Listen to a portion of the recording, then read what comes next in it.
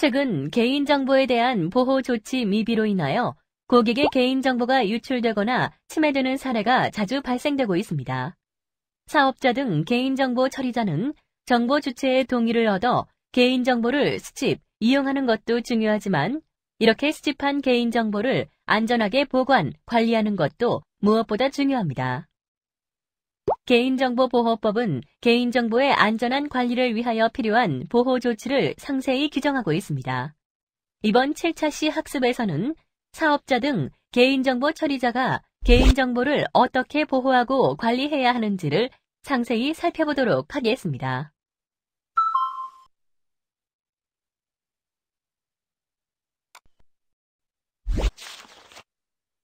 오늘의 학습 목표는 개인정보를 안전하게 보호하기 위한 기술적, 관리적, 물리적 조치를 파악하는 것입니다. 주요 내용은 다음과 같습니다.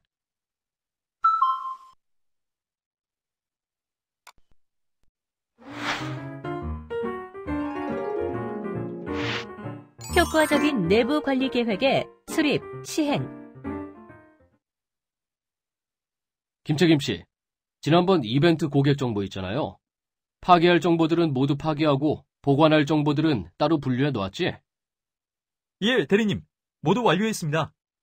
개인정보 보호라는 게 참 어렵네, 어려워. 처음에 수집할 때부터 마지막에 파괴할 때까지 주의할 점이 한두 가지가 아니니 말이야. 그래도 개인정보 보호를 잘하니까 고객들의 신뢰는 높아지는 것 같아. 저도 그런 것 같습니다. 그런데 대리님, 이제 개인정보 보관은 어떻게 해야죠? 우리 회사에 뭔가 관리 계획이나 지침 같은 것이 있나요? 관리 계획? 아니, 그런 건 없어. 그때그때 처리하면 되지 무슨 지침이야. 가장 중요한 부분을 놓치고 계시네요. 가장 중요한 부분이라뇨? 개인정보 보호 내부 관리 계획은 개인정보 보호의 출발점이라고 부를 만큼 중요한 부분입니다. 같이 살펴보시죠.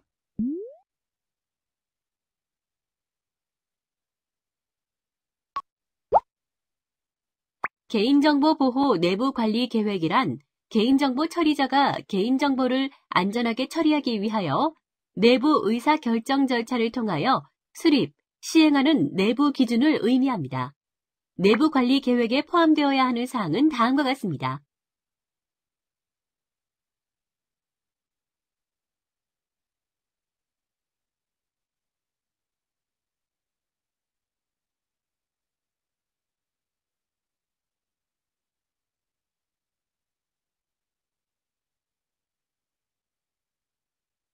말 그대로 개인정보 보호를 위한 기본적인 계획이란 얘기군요.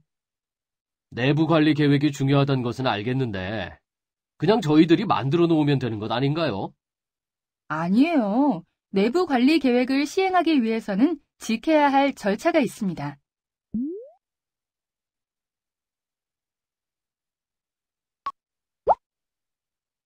내부 관리 계획은 전사적인 계획 내에서 최고 경영층으로부터 내부 결제 등의 승인을 받아 시행하여야 합니다. 또한 내부 관리 계획은 개인정보 보호 관련 법령이나 제도의 변경 사항, 개인정보의 안전한 처리를 위해 필요한 사항에 중요한 변경이 있는 경우에는 이를 즉시 반영하여 수정될 수 있어야 합니다. 내부 관리 계획을 수립한 이후에는 이를 모든 임직원에게 공지하여 열람하도록 하고 이를 숙지, 준수하도록 해야 합니다.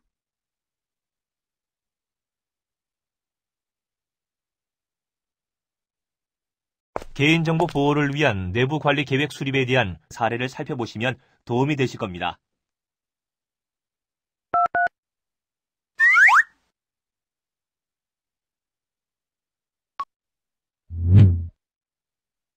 개인정보 보호를 위한 내부 관리 계획 수립에 대한 위반 사례를 살펴보겠습니다. A 영화관은 개인정보 보호 내부 관리 계획을 수립하였습니다. 그런데 A 영화관 측은 법률에 따라 내부 관리 계획에 포함되어야 하는 사항을 제대로 반영하지 않고 개인정보보호법의 법률 조항을 내부 관리 계획에 그대로 옮겨놓는 등 매우 형식적으로 내부 관리 계획을 만들었습니다. 그럼 올바른 조치 사항은 무엇이었을까요?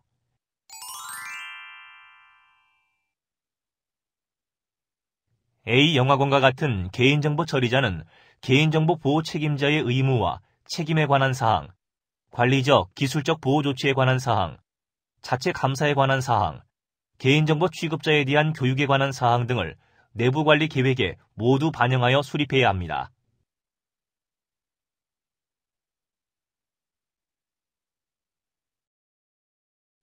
어때요? 이해가 좀 되셨나요?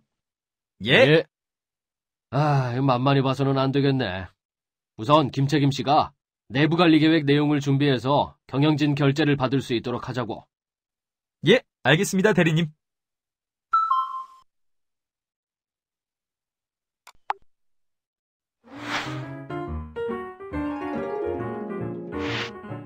개인정보 접근 제한 및 접근 권한 관리 및 접근 통제 시스템 설치 및 운영. 대리님, 이벤트 응모 고객들 중에서 보관해야 할 개인정보를 따로 분류했습니다. 그럼 우리 회사 사내 시스템에서 조회할 수 있도록 입력해두세요. 앞으로 계속 업무에 활용할 개인정보니까 직원들이 다 볼 수 있도록 해줘요. 그렇게 보관하시면 안 돼요. 아니, 어차피 활용할 정보인데 왜 안 된다는 거죠? 개인정보를 보관하기 위해서는 무엇보다도 개인정보에 대한 무분별한 접근을 제한하고 직원들의 접근 권한도 관리하셔야 해요. 같이 살펴보도록 하죠.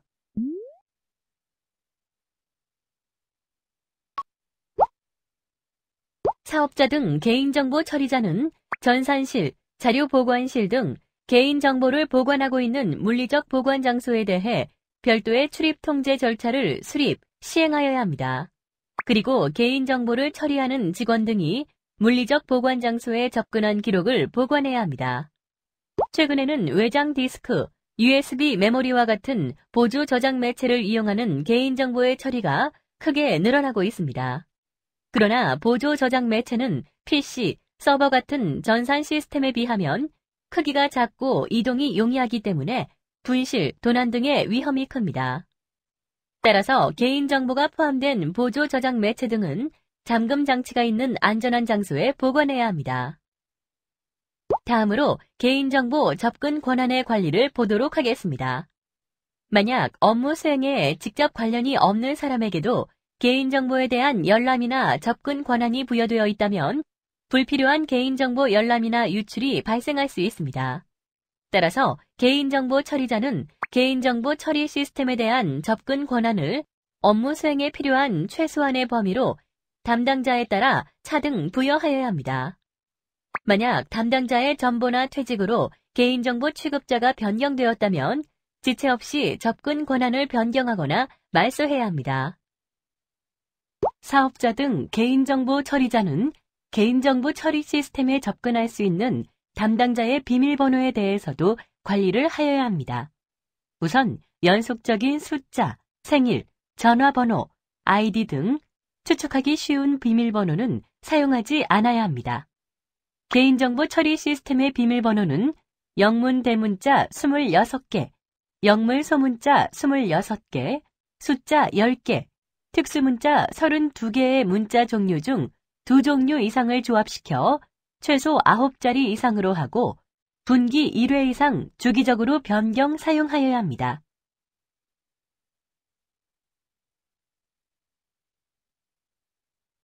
직원이라고 해서 아무한테나 접근 권한을 주면 안 되는 것이었네요. 그러면 접근 권한만 제대로 관리하면 개인정보 보관에는 문제가 없는 건가요? 정말로 중요한 보호 조치는 지금부터입니다. 바로 개인정보를 암호화해서 보관하는 것이죠. 개인정보가 암호화되지 않은 채로 저장되어 있거나 전송되고 있다면 개인정보의 내용을 쉽게 확인할 수 있으므로 만약 그 개인정보가 유출되었을 경우 2차 범죄에 손쉽게 악용할 수 있습니다. 그러나 개인정보가 안전하게 암호화되어 관리되고 있다면 해당 개인정보가 유출되었다 하더라도 그 내용을 볼 수 없으므로 2차 범죄에 악용되는 것을 방지할 수 있습니다. 사업자 등 개인정보 처리자는 다음의 기준에 따라 개인정보를 암호화하여야 합니다. 구체적인 내용을 확인하시기 바랍니다.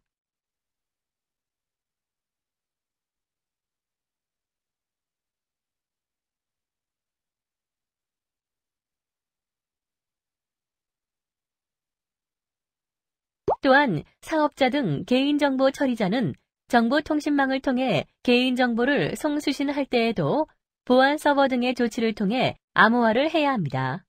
보안 서버에는 구체적으로 어떠한 것들이 있을까요?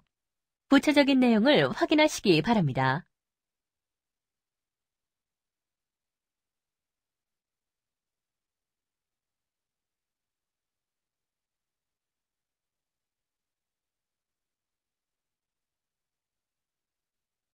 개인정보가 암호화되어 있다면 혹시나 유출되어도 문제는 없겠네요. 하지만 암호화를 했다고 해도 개인정보가 쉽게 유출되도록 놔두어서는 안 되겠죠. 외부로부터의 해킹이나 내부 직원에 의한 유출을 방지하기 위한 조치도 중요하답니다.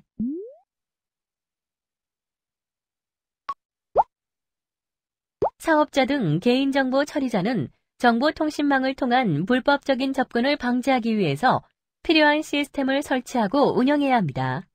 여기에는 대표적으로 침입 차단 시스템과 침입 탐지 시스템이 있습니다. 구체적인 내용을 확인해 보시기 바랍니다.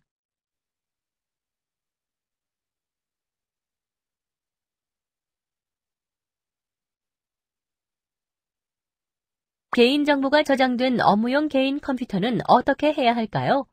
이 경우에는 컴퓨터의 운영체제에서 제공되는 침입 차단 기능 등을 이용할 수 있습니다.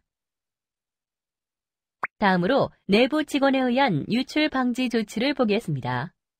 만약 내부 직원이 개인정보 처리 시스템에 접속 기록이 없거나 위조, 변조되었다면 내부 직원에 의한 개인정보 유출이 발생하여도 유출 사고의 원인을 알 수 없습니다.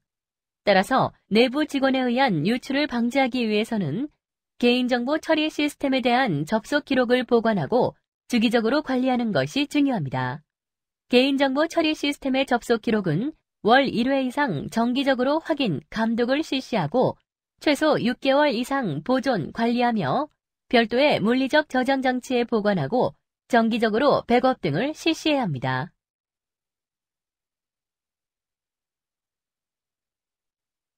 시스템을 갖추고 접속 기록도 보관하게 하면 개인정보 유출은 거의 막을 수 있겠군요.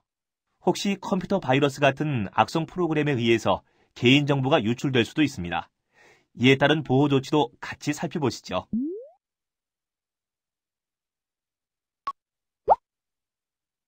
컴퓨터 바이러스와 같은 악성 프로그램에 의해서도 개인정보가 유출될 수 있습니다. 이를 방지하기 위해서 사업자 등 개인정보 처리자는 개인정보 처리 시스템이나 업무용 컴퓨터에 백신 소프트웨어와 같은 보안 프로그램을 설치, 운영해야 합니다. 백신 소프트웨어는 자동 업데이트 기능을 사용하거나 또는 업데이트 여부를 1회 이상 확인하고 악성 프로그램 경보가 있거나 백신 소프트웨어 제작업체에 업데이트 공지가 있는 경우에는 즉시 백신 소프트웨어를 업데이트하여야 합니다.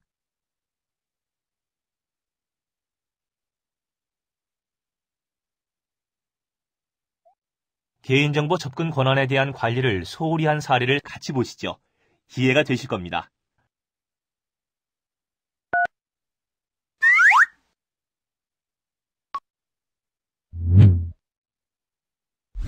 개인정보 접근 권한에 대한 관리를 소홀히 한 사례를 살펴보겠습니다. A 인터넷 쇼핑몰은 고객 개인정보 처리 시스템에 대한 내부 직원의 접근 권한 관리를 소홀히 하여 업무와 직접적인 관련이 없는 직원까지도 고객의 개인정보를 모두 열람할 수 있었습니다. A 인터넷 쇼핑몰의 직원 B씨는 이러한 점을 악용하여 고객들의 개인정보와 구매 내역을 무단으로 열람 유출하였습니다. 또한 A 인터넷 쇼핑몰은 직원들의 접근 기록을 일정 기간 보존하고 관리하였어야 하지만 실제로는 아무런 조치를 취하지 않고 있었습니다. 이에 따라서 A 인터넷 쇼핑몰은 어떤 직원이 개인정보를 유출했는지도 전혀 파악할 수 없었습니다. 그럼 올바른 조치 사항은 무엇이었을까요?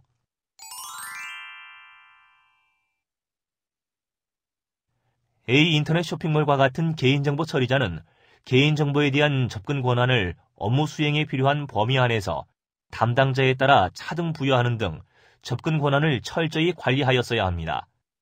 또한 개인정보에 대한 직원의 접속 기록은 최소 6개월 이상 보존 관리하고 월 1개월 이상 정기적으로 확인, 감독하였어야 합니다.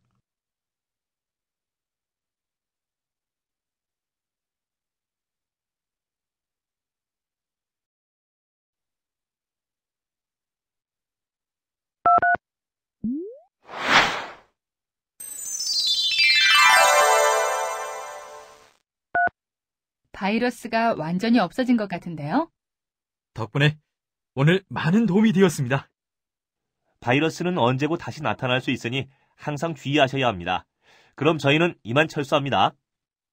네, 안녕히 가세요.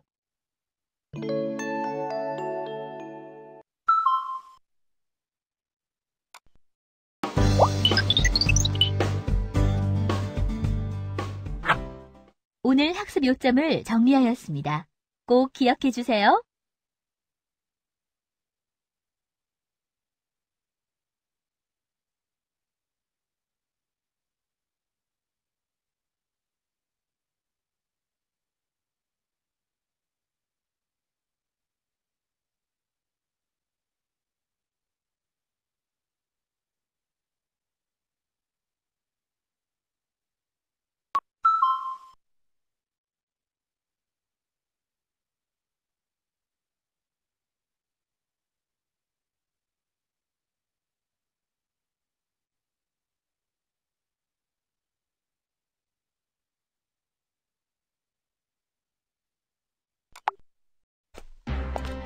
수고하셨습니다. 다음 시간에는 8차 시 고객의 개인정보 보호 요구에 신속하게 대응하는 방법에 대해 알아보겠습니다.